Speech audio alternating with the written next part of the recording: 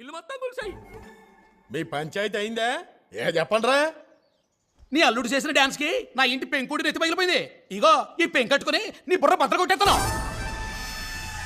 మీ అల్లుడు వేసిన గెంతులకి ఆరబెట్టిన అప్పడాలు ఒడియాలు అయిపోయినాయి. ఆ కాళ్ళు నరికేయాలా?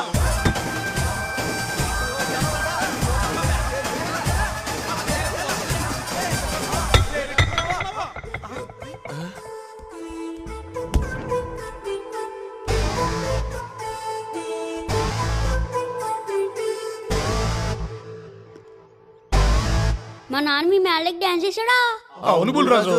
మా అమ్మతోనే కదరా డాన్స్ చేసింది. ఏదో మీ పిల్లలతో డాన్స్ చేసిన డిస్కషన్ అంటే బేవసరా కొడగలరని.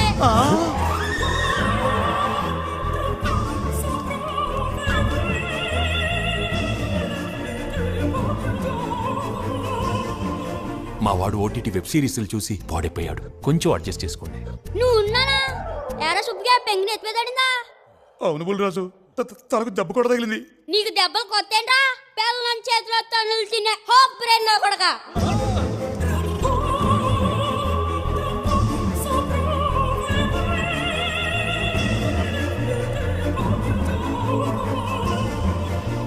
యారా అప్పియే అప్పుడాలు ఒడియాలైనయా?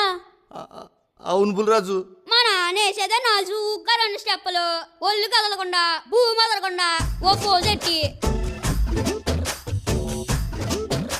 దానికి అప్పుడాలు ఒడియాలైపోతే ఏంట్రా వేసిన కొడగాని.